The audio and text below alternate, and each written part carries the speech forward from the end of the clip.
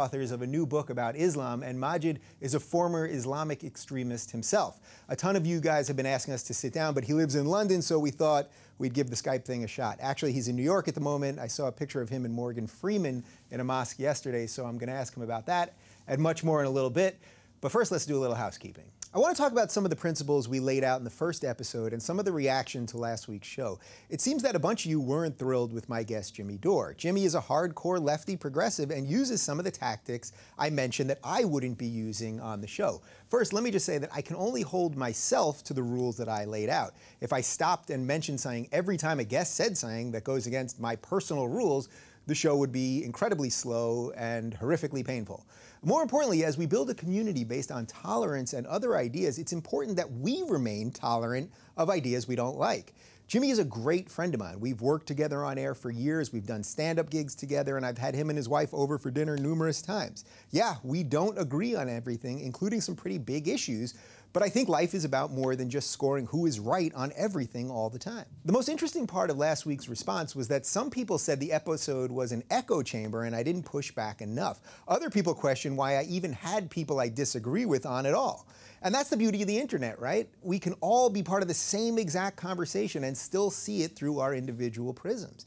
Good journalism is the search for truth. This show will be a battle of ideas, not just having our own ideas reinforced. You know, there's so much intolerance of the other on both sides, and I think we can create something that's so much better than that. Actually, I don't just think it, I know it, because I see it already happening. Last week, I had a hardcore progressive lefty. This week, I have a former Islamist extremist turned moderate trying to reform his religion. Next week, I have a gay conservative from Breitbart, Milo Yiannopoulos. I won't agree with all of them all the time, but I most likely won't shout them down either. I have enough faith in you guys that if we have an honest conversation here, the truth will present itself. This, of course, reminds me of the Galactic Republic in the early days of the Death Star. Grand Moff Tarkin wanted to stifle debate because they had the most powerful super laser in the universe. Of course, let's not forget that Darth Vader said that the Death Star was nothing compared to the power of the Force. The Force is on our side. Let's use it wisely. All right, so Maajid, thanks for doing this. We've been going back and forth for months now. I've only had the show up for 3 weeks, but we've been going back and forth for a while. And you're in New York right now. You live in London, correct? That's right, yeah. Yeah, so you live in London. So you're halfway between Los Angeles and London. So I figured we'd do the Skype because I don't know when you're going to be out here. Any LA plans coming? I don't know. I mean, I'd love to come to LA, and I have good friends on the West Coast, but nothing fixed yet. So it's good to have this opportunity. Yeah. All right. So we'll do the Skype thing with you in New York, me in LA. So first off, I saw a picture of you that you tweeted yesterday. You were hanging out with Morgan Freeman in a mosque. So what was that about? Yes, this is what's brought me here to New York. I can't explain too much of it at the moment. All I can say is that I had a great conversation with him in the Islamic Center of New York. And we spent a good hour or so having a chat about the distinctions between Islam and Islamism and about my story and the work I do. But beyond that, we're just going to have to wait and see what I was up to. All right. Well, now he's played God, so I guess he's the right guy to talk to on that. In the house of God, I was speaking to a man that played God about God. All right, there you go. Okay, so I want to talk to you about some of the things that you probably did speak with him about. So first, let's just start with your story, because your biography, what you've lived through to get to here, is really, really incredible. So can you just sort of sum that up in a couple minutes? You know, those who want as you know, the full story, it's in my memoir called Radical. But in a summarized form. Basically, I joined a revolutionary Islamist group at the age of 16 years old. I ended up on the leadership of this organization and spent 13 years with them. And I played my role in exporting this organization from Britain to Pakistan and then to Denmark and eventually to Egypt. The group's name was Hizb ut-Tahrir. It was the first among the Islamist groups to popularization of resurrecting a caliphate that would seek to conquer other countries and enforce their version of Islam as law. And their method by which they aimed to come to power was via military coups. So we were very much focused in recruiting army officers to join our organization and then inciting them towards military coups. And that's what took me to Pakistan. It's what eventually took me to Egypt. I arrived one day before the 9/11 attacks, and then 10 months later, I found myself arrested and detained and taken to the torture dungeons of Egypt's state security headquarters in Cairo, and then sentenced after 4 months in solitary confinement, sentenced to 5 years in prison as a political prisoner. At that point is when Amnesty International adopted me as a prisoner of conscience, began campaigning for my release because, of course, though we had views that I now find repugnant and would describe as extreme, we were, and the group still is, non-terrorist, which is why it's still legal in America and across Europe. So it's the distinction I draw between an Islamist group and a jihadist group, is that if Islamism is the desire to impose any interpretation of Islam over society, jihadism is the use of force to spread Islamism, and jihadist terrorism is the use of force to spread Islamism by targeting civilians. The group that I joined was an Islamist group. It wasn't a jihadist group. Right. So I'm glad you made that distinction, because I do find that when we're having this conversation and it's being had by so many different people in so many different forms, that just the definitions alone are lost. And I know you've done a lot of work trying to just explain that kind of stuff to people so they're able to understand what we're talking about here.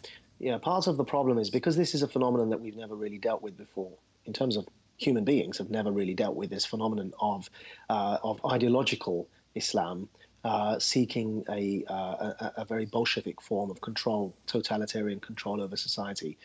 We simply, as people, didn't have the lexicon to have these conversations. So though I use these definitions, you won't find these definitions taught in universities or in academic tomes because people dealt with a problem before. So part of the challenge that we faced was in coming up with very crystal clear logical definitions and then popularizing them.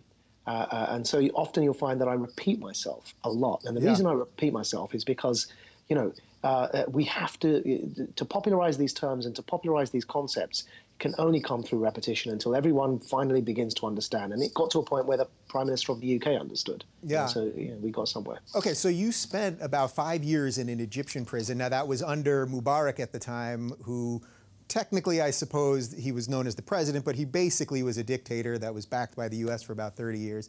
What was that like, being in an Egyptian prison? I can't imagine. Well, it wasn't a pleasant experience at all. You know, we had the torture, first of all, for the first 4 days, and then we were put into solitary confinement for 4 months. And I was held in a cell, as were all of us, in that period of solitary confinement, in cells in which we had no sanitation, no lights, no beds. We had nothing but a bare concrete cell in which to try and get through without going insane. And so I have with me, actually, I wanted to show you this because when I was arrested, I had a pocket-sized version of the Quran, which is this in my hand here. This particular Quran has been with me from the day of my arrest all the way through the torture dungeons, through the solitary confinement, and then through the 4 years in prison. And one of the things I did is, in the solitary confinement, we didn't have any light to read with or anything. So, and obviously the mind can wander in that sort of situation, and you fear for your own sanity. So one of the things I would do is stand by the door of the jail cell and wait for the light to seep in through the bars, and then I would stand there and read. If you can see, it's a very small. The text is actually tiny. Yeah, wow. You know, I would read that. I ended up memorizing half of it, sort of in my jail cell. But it was, you know, it was these sorts of things, and it's why I've kept this. It was these sorts of things that kept me from going mad during the solitary confinement period. And another thing I want to show you is this. This is this is a radio, which I had with me. Is sort of, it was given to me by the British embassy, and it was actually on this thing that I heard first time that we'd been charged. We hadn't been informed officially, but the BBC World Service had reported it, and so I was listening to it on this, and we found out that in fact we'd been charged, and then we would go to trial. And finally, I think this picture is up on the internet, but I have the original with me. And this is something I stole from prison, and I've kept it with me ever since because it means a lot to me. This is the mugshot that was taken of me. So that's the day. That's the very day we were dragged from the torture dungeons to be thrown into solitary. So that's before I was actually put into solitary confinement. That's me at 24 years old. And there you see what you see is my name in Arabic, Maajid Nawaz, and there is a prison number. And what I've done, of course, since then is I've taken that number, which is in Arabic, 2453, and I have tattooed it on my back. Wow. As a reminder for me, actually, of those days and of where I've come from, which was your original question, and the journey that I've made to get to where I am now. Yeah, it's such an incredible journey. One other thing on the jail thing, I find that fascinating that they let you keep a copy of the Quran with you, because wasn't Mubarak basically, not that he was secular per se, but they were, you know, the Muslim Brotherhood was illegal under him. You would think that he would want no sign of religion to get the prisoners to uprise or something like that, and yet he let you have it, or they let you have it. On the contrary. Now, I'm not about to defend Mubarak. I cheered when he was overthrown. In fact, he was held in the same cell that he held me in afterwards. So I'm not here in any way to defend Hosni Mubarak. What I would say is that the Egyptian dictator and his regime already understood the distinction that I now make between Islam and Islamism. Their problem wasn't us holding copies of the Quran. Their problem was the interpretation that we spun and with the ideology of Islamism that I refer to. In fact, they would encourage us to study traditional medieval Islam because they knew that medieval Islam wasn't Islamism.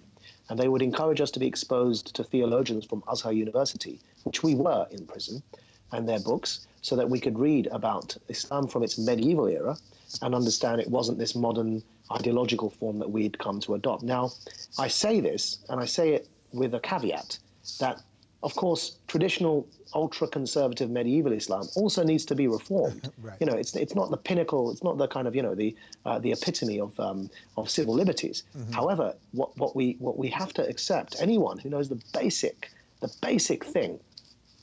basic thing about Islamic history and the development of Islamic theology will know, for all of its faults, and there are plenty of faults, by the way, and, you know, fundamentalism largely owes a debt to sort of the fact that we Muslims generally still revere that medieval period of our theology and haven't developed it since. But it's still very different to what the Islamist project is. And the Egyptian authorities knew that, so they would encourage us. You know, they would rather we were conservative, religious, or fundamentalist Muslims than members of the Muslim Brotherhood. Yeah, that's so fascinating. And even if you think about what's going on with Egypt now, where we sort of have another version of Mubarak and Sisi and sort of controlling things, and yet, you know, the Muslim Brotherhood was in charge for a year and we backed them too. But that's a whole other topic. So before we move on to some of the other stuff, I saw a clip where you were on Real Time with Bill Maher from about a year ago, and on the Overtime segment, you recounted a story about a bomb maker that you met in jail. And I was hoping you could just sum that up real quick, because I thought it was fascinating, and it goes to very much what you're talking about right now. Yeah, sure. So in prison there was we were imprisoned with the who's who of the jihadist scene at the time. We had the assassins of the foremost of Egypt, Anwar Sadat, who was killed in 1981. The group was known as Tanzim al-Jihad. Those who weren't executed in that case were with us in prison. We had the leader of the Muslim Brotherhood, Dr. Muhammad al-Badi', who's since been reincarcerated, as you mentioned. He wasn't the leader of the Brotherhood at the time. He since became the leader of the Brotherhood, but he and his entire leadership were with me in prison. We have the leadership of Hizb ut-Tahrir. And we also had people that came from abroad. And the bomb maker that you referred to, he in particular was from Dagestan, next door to Chechnya. And he came via Afghanistan to Egypt in an attempt to cross the Rafah crossing into Gaza to teach Hamas how to make bombs. But he was caught at Rafah by the Egyptian authorities, and they imprisoned him. They sentenced him to 17 years.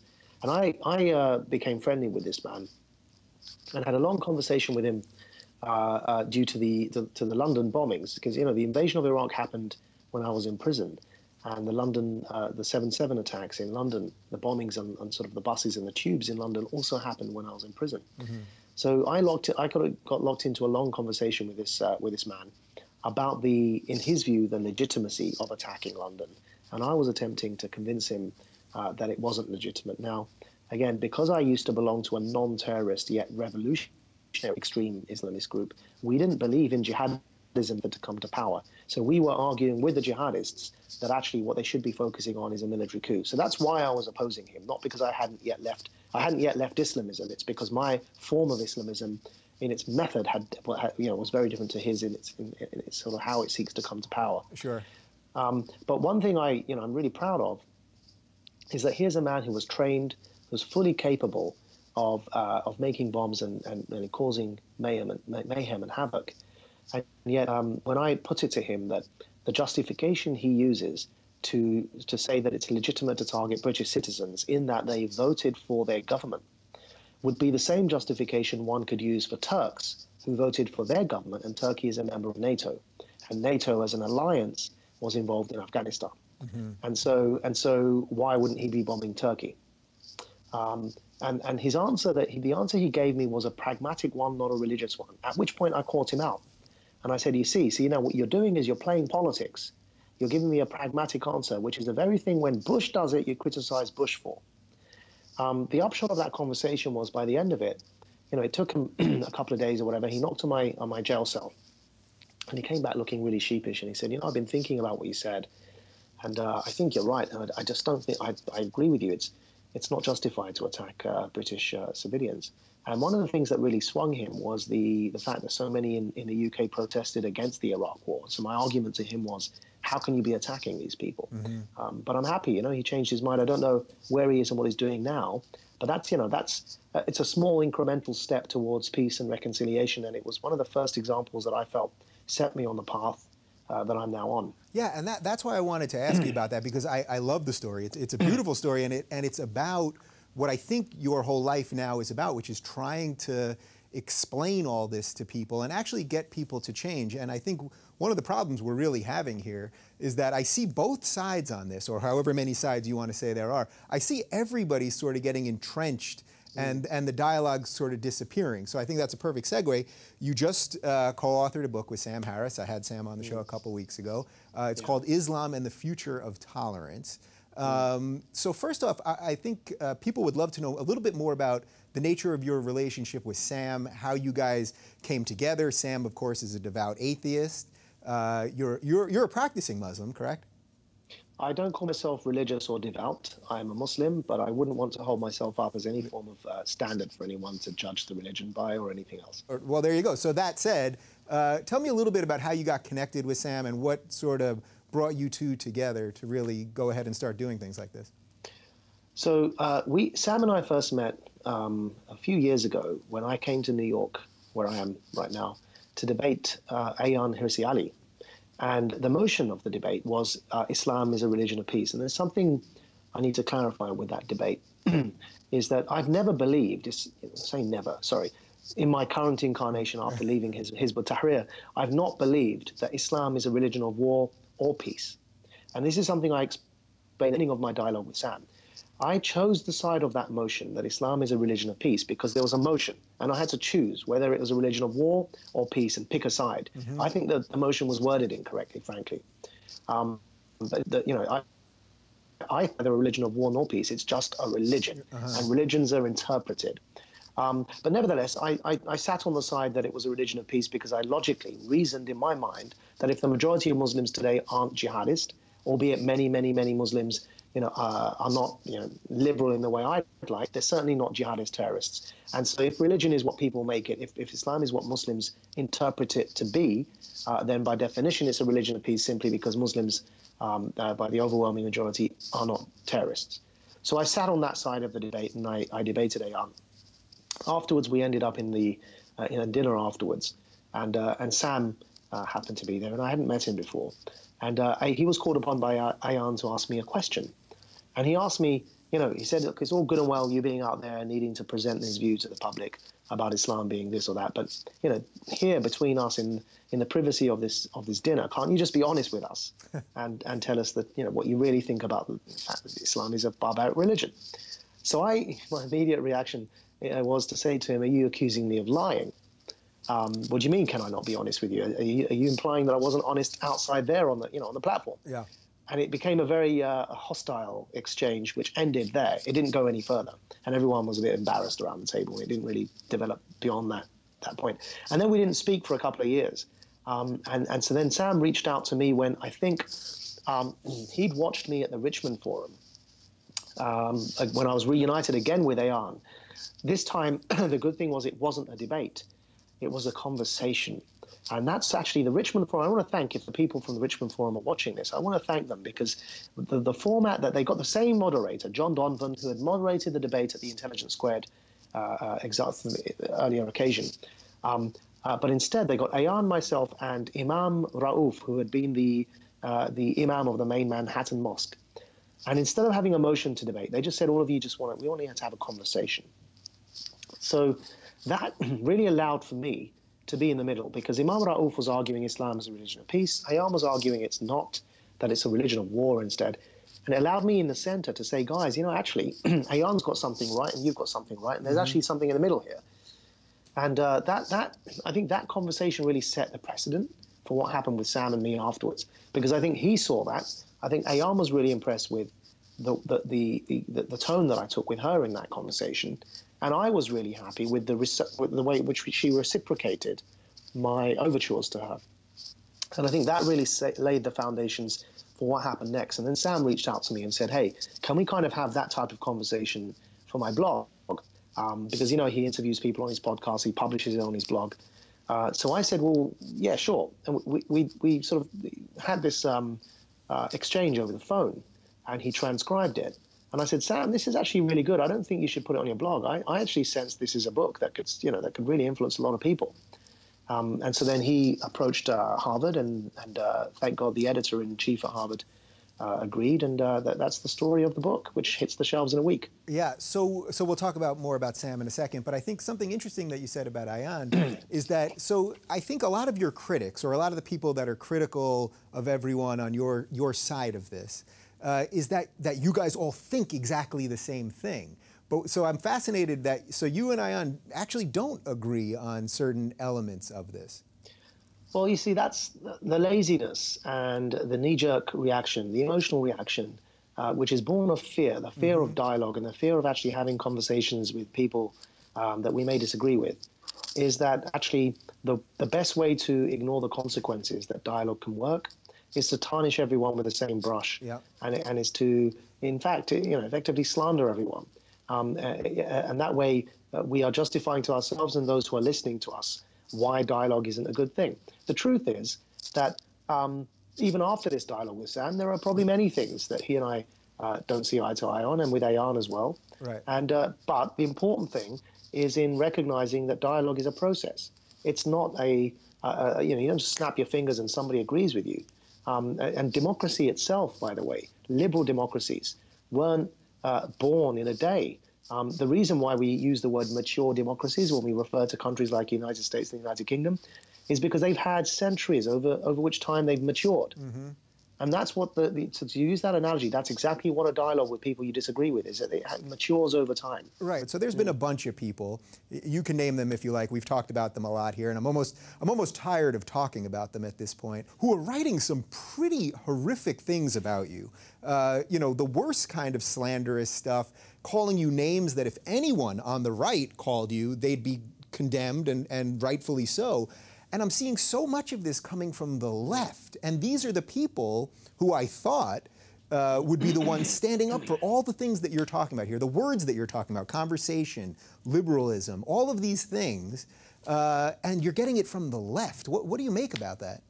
So, let's move away from the individuals and look at the movement. And the individuals, at the end of the day, whatever they say about me and wherever they are in their views, they certainly weren't as bad as I was when I was a revolutionary Islamist. So I hope they can change. Wow, you're a good guy. You're a good guy. Well, I believe in change, and I hope that people adapt. And if they do change their views, I'd be perfectly happy to continue being friends with them. And Reza Aslan used to sit on my organization's board in London as a member of our advisory council. And we disbanded it 2 years into founding our organization, so it hasn't existed for about 5 years. But we used to know the guy. We invited him to London he's spoken at my offices in London at Quilliam. So people change, and I'm hoping that we can resume a cordial form of relationship with all of these guys. I just think that if I can go from where I was to where I am, I have faith in humanity. But it is important to talk about the concepts, because that's the only way people do change, by the way, is when, as happened with me, is when those ideas are challenged. In a way that tries, and it's difficult. We're all human beings. We all have emotions. We all have egos. But in a way to challenge those ideas without making it about the ego, but actually just really making it about the concepts themselves. And so what you've referred to is what I've come to refer to as the regressive left. And what I mean by the regressive left is because not all people on the left wing are regressive leftists, just like not all Muslims are Islamists. And so what I mean by the regressive left is this phenomenon of people on the left wing of the debate who see between their duty, their ideological duty to challenge, foreign policy mistakes, American and British foreign policy mistakes, so what they interpret as colonialism and neocolonialism and neoconservatism. They see it as their duty to challenge this, and then they see another challenge, which is theocracies and the Islamist ideology, and they have come to the view that you can't challenge both of these together, because if you were to challenge Islamist theocracy, you're supporting neoconservative foreign policy. So in their minds, they've prioritized. They've said, neoconservative foreign policy is a bigger evil. Organized violence and chaos in the form of military invasions is worse than randomized non-state actor violence and chaos. So we're going to go after, they believe they're engaged in a war. We're going to go after this is their mindset, we're going to go after the organized violence. And the reason why sometimes you see duplicity in their statements is because they genuinely believe it's an ideological war. And so it's necessary to even engage in propaganda to defeat this bigger evil that they believe in, which is the organized violence and war. Now, and so why I call them regressive is because in doing so, they make alliances with some of the most regressive, theocratic, fascist, totalitarian, barbaric, murdering and justifiers of murderous regimes across the world, right? So, whether it's Hezbollah, a terrorist organization that's currently fighting alongside the dictator Assad to fight against the Syrian people. And the reason I use the example of Hezbollah, because the man who's just been elected to the Labour Party leadership in the United Kingdom, who's actually born of this regressive left phenomenon, has been historically very close to groups such as supporters of groups such as Hezbollah. And that's why I'm citing this example. So whether it's Hezbollah or whether it's Hamas, on the one hand, I can see the frustration of people who want a two-state solution, which includes a secure, free and independent Israel and a secure and free and independent Palestine. But that frustration shouldn't legitimize supporting an organization that has at the heart of its policy the legitimization of targeting civilians. And so what's happened is why I call them regressive is that they've allied in their anti-colonial prioritization with some of the most regressive theocratic organizations that are out there in the world. And then they feel that anyone who criticizes those organizations is by definition with the neoconservatives, so they must attack them. And that's what's going on. And I take the view that actually you can criticize. I oppose the Iraq war and the invasion of Iraq from my jail cell in Egypt. I have never supported the invasion of Iraq. I've never supported neoconservatism. I'm a member of the Liberal Democrats in the UK. I've never been a member of any conservative party. I've never been a conservative or supporter of wars in that sense in my life. So you can oppose those things. At the same time, you can oppose theocratic fascism. We can hold two thoughts at the same time, and it's not impossible to do, and I encourage everyone to try it. Yeah, I love how you wrap that together, because you're right, it's two thoughts at the same time. And when I talked about this with Sam, he was saying that they want to find this nugget in you, and once they find this thing that they say you have, not that you say you have it, but that they say you have, then it somehow discounts every other liberal principle that you have, which is why suddenly I'm hearing from them that they'll call Bill Maher is suddenly a neocon. Bill Maher, who has, I think, stood for every liberal principle, been against every war that I can possibly think of. And I have a suspicion that, unfortunately, what these guys are doing, I think for the reasons that you laid out very well, I think they're actually strengthening the extremists on both sides. Right? Because they're strengthening the Islamist extremists because they're not challenging them, and then they're strengthening the secular extremists because they're making it seem like there's this one set of ideas that can't be talked about, and secular people want to talk about all ideas, right? Well, and I've come to refer to this as the Voldemort effect. You know, it's the Harry Potter books in which J.K. She devises this really clever mechanism. The people in the story are so fearful of the evil Voldemort that two things happen. One, they can't. They don't believe Voldemort is actually alive. They think he's dead, and they refuse to accept anyone that's telling them that Voldemort still lives. And the second is that they're so petrified of this Voldemort, who they believe is dead, that they can't even name him. So they refer to him as he who must not be named. So that's what I mean as the Voldemort effect. And that leads to, you know, when you can't name something that actually is staring at you in the face, and you're so scared of it that you deny it exists and you don't want to name it, that increases the hysteria. So, you know, when President says we must defeat the evil ideology, well, which evil ideology? Right. You know, and so then the average dude that stands up in Donald Trump's rally and says, when are we going to deal with America's Muslim problem? Or Carson, who says, you know, he doesn't want a Muslim president. When they say these things, because the evil ideology, when they hear that word, what they mean by that is Islam, and by default, every Muslim who identifies with Islam. Yeah.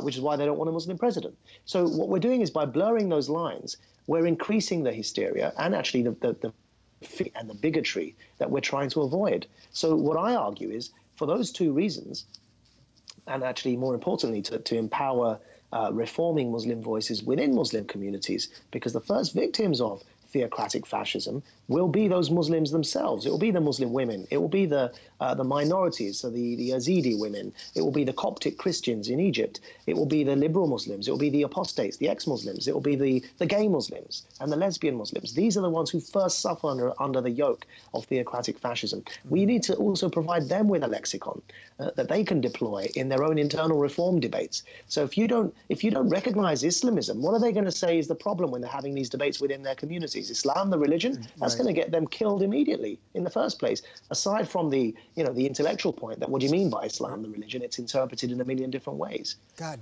that's such a good handle on why this is so difficult, because we're talking about ideas, we're talking about people, we're talking about religion, we're talking about political movements. It's just so much at once.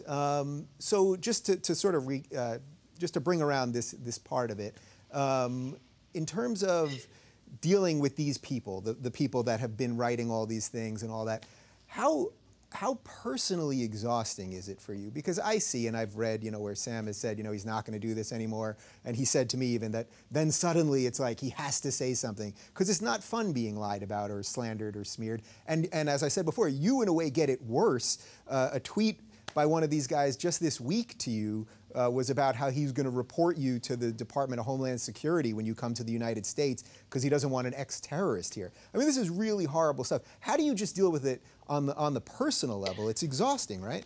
You see, the thing with this tweet is it really raises an interesting insight. And again, I hope this guy really changes his approach to this. But the interesting thing this raises is there's a liberal guy who ostensibly opposes profiling at airports, okay? Which, by the way, I've always done.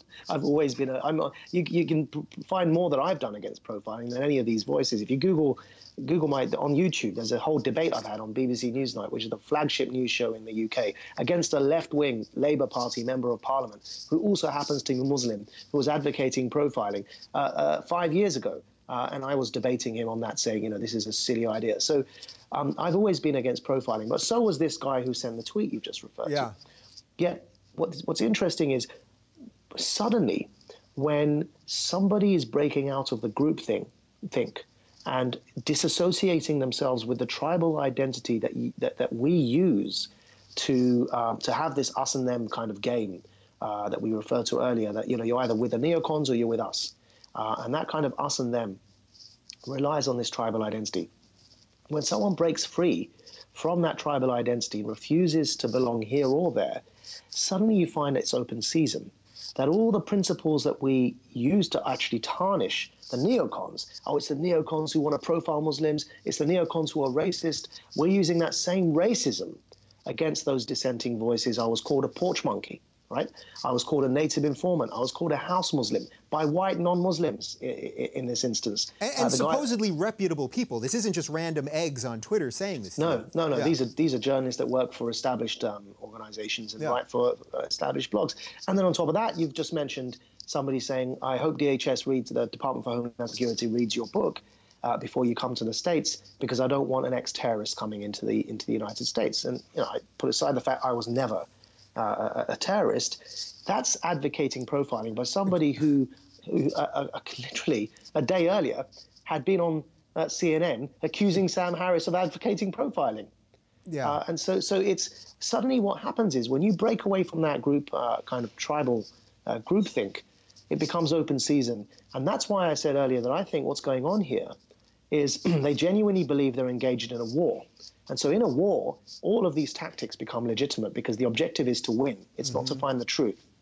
And I think that's part of the problem. It's why I think this dialogue and this conversation is so important. Yeah. Because what we do is we break down that hostility. So I keep referring, that's why actually it's a lesson to myself as well. It's so important to remain polite with these guys, because whatever they say to me, if I reinforce their notion that they've somehow managed to convince themselves of that this is a war, and if I respond in that manner, they will double down and they will continue to act this is a war and that anything is permissible. Yeah. So that's why I try and de-escalate it, and I fail sometimes, but it's important for me to keep trying. Yeah, I feel the same way. I try as well from the little piece of this that I'm part of, and I've tried to engage some of these people in a respectful way. And unfortunately, as Sam has illustrated quite well, it's hard to debate when you have your facts and then the person you're debating is debating what they think you say or what they want you to say, not what you actually say.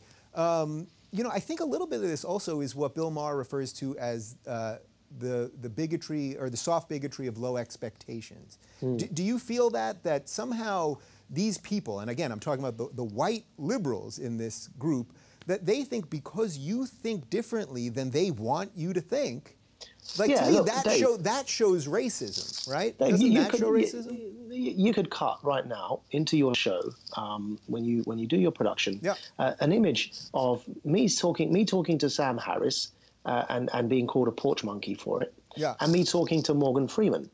Now the question I ask is why would none of these guys, and they haven't done so, why would any of these guys not call me a porch monkey for talking to Morgan Freeman, not call me his native informant, not call me his porch monkey? Yet when I'm talking to a white man, they're his porch monkey. They call me his native informant. And that's the racism of low expectations. It's the assumption that when a brown man is talking to a brown man, it's a meeting of equals. But when a brown man is talking to a white man, the brown man suddenly loses all agency and can't think for himself and is following the white man's thoughts. And yet the irony is that I don't even use that form of identity politics to describe people. I don't see people as white people, brown people. I see people effectively. I like people to look at people as their values. If someone's liberal, if someone's Islamist, if someone's conservative, that's how I look at people, because it tells me where I stand with them, much more than skin color does. But these are the people who are ostensibly anti-racist, deploying that form of racism. And you'll find that, I tweeted an image of Morgan Freeman and me yesterday and put it on my Facebook page. I have not once heard any reaction from any of this regressive left phenomenon in the sense of being called his native informant or his house Muslim or his porch monkey. It simply hasn't happened. Yeah. And that there is the best example of the reverse racism of low expectations you've just referred to. Yeah, so I have been using the term regressive left also. I just started using it in the last few weeks, and a few of my friends that are in this space aren't thrilled with me because of it. But I think what you're exposing there is a fatal flaw of progressivism. Because they view things in the prism of identity politics, it's very hard to extricate someone with a separate idea or someone that doesn't fit the cliche. And you're literally a walking, breathing example of that, which explains why you get the shit that you do. And it's important to mention at the same time, when I'm sitting there, I tweet out that I was with Morgan Freeman in the mosque, explaining, having a conversation about the difference between Islam and Islamism. It is important to mention that at the same time I got lots of reaction from people saying the difference between Islam and Islamism is in your head, and actually, they're the same thing. So there's also that side of the reaction. I get it from that side too. People insisting that Islam is what they believe it to be, which is what Al-Qaeda believe, and that I'm just engaged myself in a form of apologia for what Islam is. And so it's difficult to try and strike this balance where, we need honesty in this conversation. We need people to accept that there's a problem with Islamist extremism. And there's also, in fact, a challenge in dealing with taking Islam out of its medieval heyday, the paradigms, the theological paradigms that were developed in the medieval era that we simply haven't moved on from. Yeah. And actually, that means that a whole bunch of Muslims, so the Islamists obviously don't like me, a whole bunch of traditionalist, non-Islamist, conservative Muslims don't like me because I talk about reforming the interpretation. And then a whole bunch of anti-Muslim people on the other side who want me to apostatize don't like me because I say Islam can be interpreted, and they want me to say that Islam is evil. So, you end up getting kind of stuck in this middle, and it requires a lot of patience. Yeah. Well, I guess if you have a lot of people hating you, you might be telling the truth. How about that? Yeah, and you don't need to be a believer in Islam to concede the point, which is the point I was making with Sam, who I think has since shifted in his view and he's accepted that his view has changed somewhat on this point. You don't need to be a believer in the religion of Islam to concede that texts can be interpreted. It's not as simple as saying I'm going to go to a restaurant and order a lobster, and if you bring me a chicken, why did you bring me a chicken when I ordered a lobster? Because the menu says lobster. You're ordering one thing there. What we're talking about is a manual, a bit like a car manual when something's gone wrong in the engine, and reading the whole thing and working out what the diagnosis is, where the particular relevant parts are, how you put them together. When you're talking about complex ideas like that, like interpreting scripture and adapting them to the time and space we find ourselves in, by definition, it's an exercise in interpretation. And that's why even with the US Constitution, you've got the same document being used as a source for pro-choice and pro-life people, or pro-gun laws and gun restriction people, using the very same document to make their arguments, because the dispute is over what the document means in this day and age in the first place. And so you don't really need to believe in the scripture to concede that there is no one definitive reading of Shakespeare, there's no one definitive reading of the Bible, and there's no one definitive reading of the Quran. Yeah. All right. So one more piece on this portion of all this. What do you make of the term Islamophobe? Because to me, the term itself has a lot of problems with it, because I don't think people fear Islam as in the religion.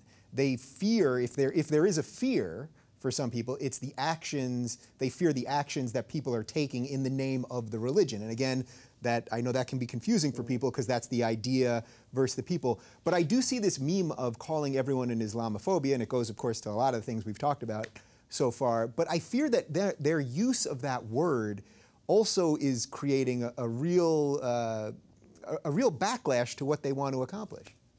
Well, you see, often this word is deployed to silence. It's used to kind of muzzle the debate. When people have every right to criticize and scrutinize and satirize any idea, whether it's Christianity, science, whether it's religion, whether it's Islam, any idea is open to scrutiny. And in fact, that's the essence of progress. It's how our societies have ended up where they are today. Every innovator for their day was a blasphemer. Galileo questioned things that he was called a heretic for, was considered a heretic for the theory of evolution. And so, and even prophets were heretics against the old religion. Whether that's Muhammad, Jesus, or Moses. So at the end of the day, if it wasn't for blasphemy, if it wasn't for, in other words, questioning established norms and heresy, we wouldn't have progress. So to use the word Islamophobia to silence any scrutiny of an idea would be to hinder this debate and the progress that is needed in this debate. I don't like the term for that reason, and I think it's deployed too often against people who are simply questioning whether whether Islam needs to be reformed or not, or whether Islamism has a relationship to Islam, which of course it does. Islamism is an offshoot of Islam. It's wrong to say it's got nothing to do with Islam.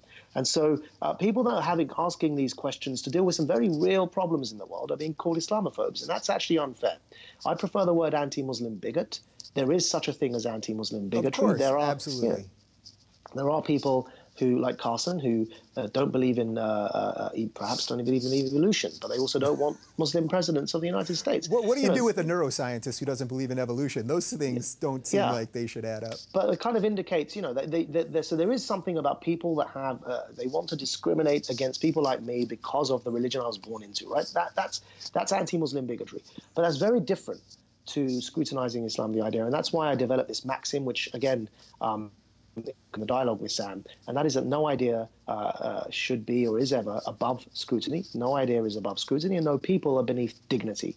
And I think that really nicely summarizes where we should stand on this debate. Yeah, that's actually a great segue for my next question, which is, what has the reaction from just sort of the mainstream Muslim community in England been to you? Because even when I tweeted out that we were going to sit down and do this, the majority of it was positive. Now, obviously, we have a certain amount of people that follow both of us and know what we think about things, that enjoy what we do, so that's expected. But I did get some people that said, oh, you know, it was this porch monkey mentality. Oh, he's just doing this for money and affection of white people. You know, a lot of that, what I think is pure nonsense. But what about the mainstream Muslim community that you're around every day? Well, look, you know, mainstream Muslims aren't Islamists. They are conservative, but they're not Islamists, and they're certainly not jihadists. And so what they're not going to do, even if they disagreed with me, is they're not going to basically attack me for it or launch into a tirade of ad hominem, even if they disagree. Now, I'm very realistic about where I stand among my own religious communities. And that's because if I had just restricted myself to challenging Islamism, I probably would have had the support of the overwhelming majority, the mainstream of Muslims. But the overwhelming mainstream also happened to be, in social and religious matters, conservative with a small c. Mm-hmm. And I challenge that too.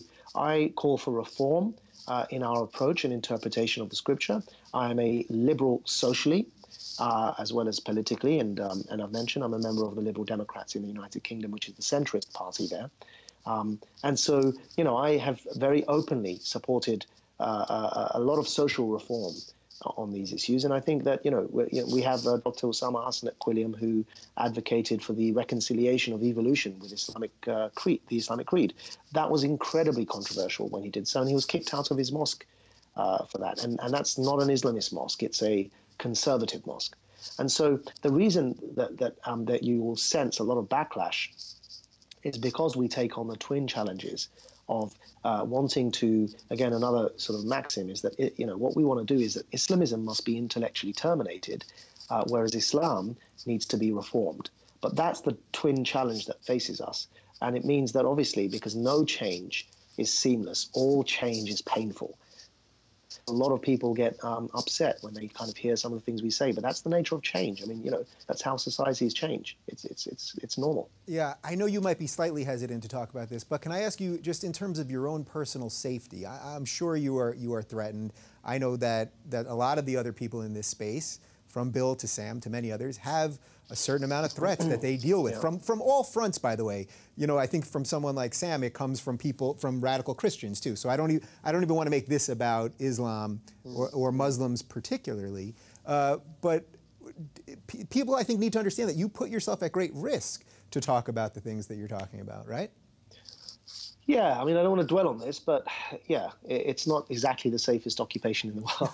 So there's a lot going on in England politically right now, and Jeremy Corbyn, who you mentioned earlier, is now head of the Labour Party. What's the general sense of the political atmosphere in England right now? Because in America, we get very, very little, even if I just flick on BBC for a second, I mean, we get very, very little of what's going on with basically our biggest ally in the world. Yeah, it's interesting because we are facing the inverse of what's happening here with the phenomenon of the rise of Donald Trump.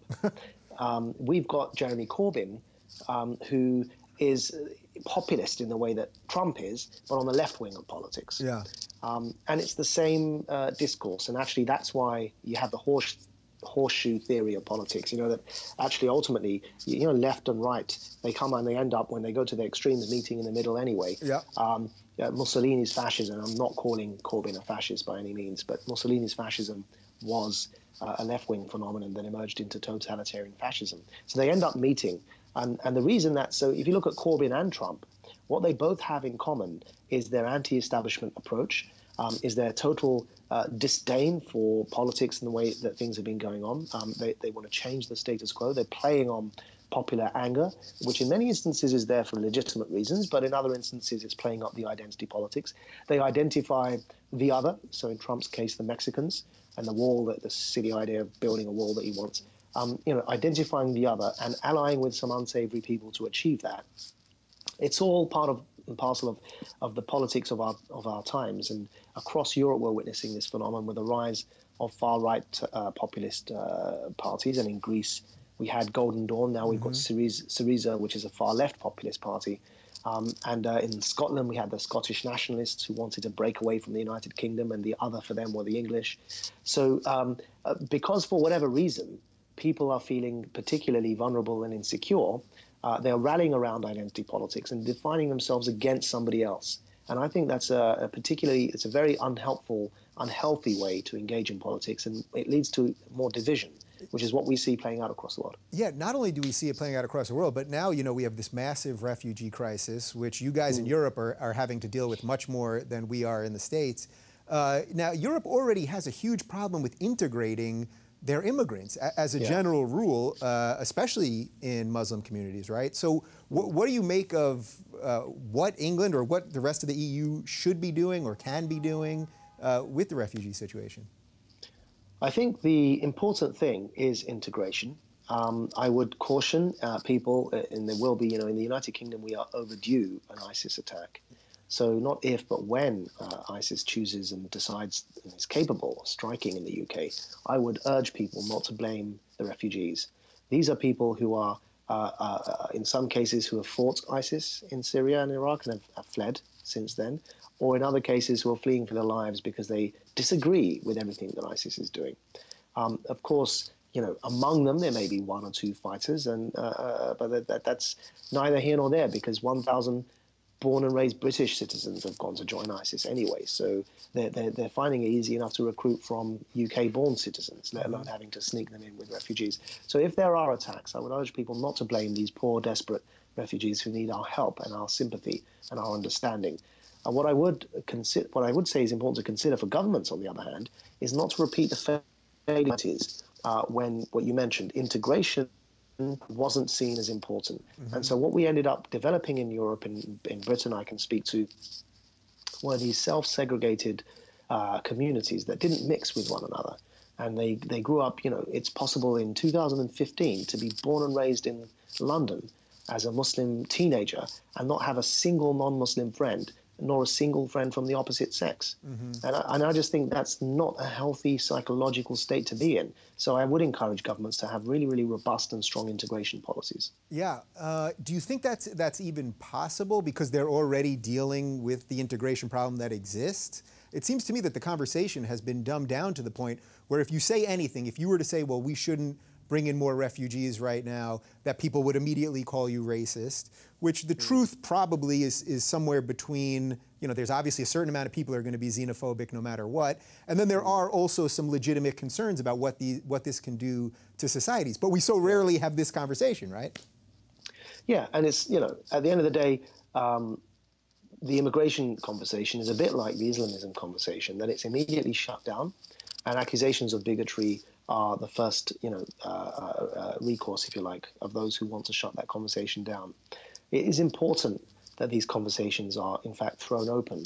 In the recent history, the political history of the United Kingdom, we've seen the consequences of not having these conversations, because when these debates were shut down by the mainstream parties, what happened as a result is the rise of two groups, one a street protest movement and the other a political party. The UKIP, United Kingdom Independence Party, that wants to break away from the European Union, it wants to end all immigration. That party, which started taking chunks out of the conservative support base, arose at lightning speed in the UK, headed by Nigel Farage, precisely because the main political parties didn't want to talk about racism.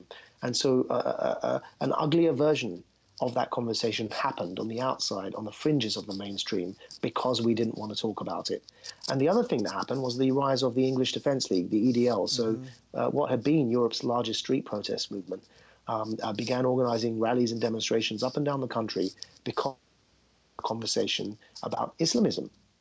So what I advocate, and the reason why I'm so sort of heavily for having these conversations is we don't have them in the mainstream in a responsible way. The fringes will have them in an irresponsible way. And that's the danger of the Voldemort effect that I refer to. Yeah, and that's very much what I'm trying to do with this show, which is why I'm going to have people from all over the political spectrum here, because we need these conversations. So just one more thing on the refugee thing. What do you make of the Arab countries that basically aren't taking in their brothers? I mean, I think Saudi Arabia has let in maybe 30 families or something. All these countries, we're seeing Egypt's not letting anyone in. Turkey has done a lot. Turkey's not an Arab country, but all these countries that are doing this. What do you make of that? So we got a caveat here. It's the Gulf Arab countries that have let in 0 refugees, whereas Jordan, Lebanon, and these surrounding countries that aren't Gulf Arabs have millions, of refugees. And so there is that distinction to be made. Jordan is overflowing with refugee camps and tents, and so is Lebanon. Sure. But the Gulf Arabs, the Emirates, Saudi Arabia, these countries, Kuwait, they think that actually they think that their responsibilities have been met simply by providing funds to the refugee camps. And I think that's a particularly interesting point there to look at as to the just as with the Syria conflict, there are certain responsibilities that the regional powers have to deal with conflict in their own back gardens and in their own region. And unfortunately, that hasn't been happening. On the one hand, we complain when the international community, led by the United States of America, intervenes, and yet on the other hand, when no intervention is forthcoming, we complain because we're saying that no one cares about all the women and children and innocent men, civilians who are dying. And actually, the only way around this is to say, okay, if you don't want international intervention, then take responsibility for your own region and intervene yourselves. And that applies to refugees, and it applies to the war in Syria, and dealing with that through political and diplomatic and military means. And I'm very critical. Unfortunately, I don't think these Gulf countries have been doing even nearly enough in this regard. And by the way, I don't want to just blame the Gulf countries or any of the Arab states, because we just saw at the UN in these last couple of days, there seems to now be this new alliance between Iraq and Iran and Russia. And again, as to what you just said, the more the U.S. pulls out, it seems the worse it gets. And every time we go in, we seem to make it worse. So there are no easy answers here, I think, is the ultimate conclusion. So I have one more thing for you, because I've been trying to end all my interviews on some sort of feeling of hope. And actually, you've done a nice job of giving us some hope this whole way through. But I really sense that there has been, over the last couple months, a real secular awakening. I sense it in the response I'm getting to the videos, the Facebook messages people are sending me, emails, the tweets, the whole thing, that secular people that want to base their values on humanism and not on, magical sky gods and all of that stuff, that they're really waking up. And I think you've had a part to do with it. I think, Sam, I think many other people. Do you sense that too? Please tell me you do, or I'm in a lot of trouble. I sense particularly that more voices that I call the minorities within the minority. People on the left that we've spoken about earlier, they traditionally care about the minority communities. But actually, I'd say to them that if they're really worth their salt, if they really want to test their mettle, what they should be caring about are the minorities within those minority communities, the gay Muslims, the lesbian Muslims, the ex-Muslims, the liberal Muslim voices, the feminist Muslims, and the minorities such as the Christians in Egypt and the Yazidis in Iraq. So those minorities within minority communities, I sense, have been rallying and waking up and galvanizing. I think I sense more and more Muslim voices coming out to speak against not just Islamism, but also Islamic religious conservatism. And we get messages every single day. We get people asking to join our organization, to help us, to work with us. And I think that's really, it's fantastic, because if we're going to really defeat the scourge of theocratic fascism, and if we're going to help reform the way in which Islam is interpreted today, then those voices are really the crucial voices that we need to hear from. Yeah, well, you've been a huge part of that, so I thank you for taking some time while you're in New York. Your book with Sam, Islam and the Future of Tolerance, is already sold out. The pre-orders are already sold out on Amazon. It's coming out in a couple days in the bookstores, right? Yeah, it will hit the bookstores very soon, and then everyone hopefully will be able to get a copy. And then actually, after that, the Kindle version will come out too. There is a Kindle version coming out, but it will come out after the hardback version hits the bookshelves. All right, well, I'm really glad that we got a chance to do this almost face-to-face. We can see each other, but one day we'll be able to have a beer and do it for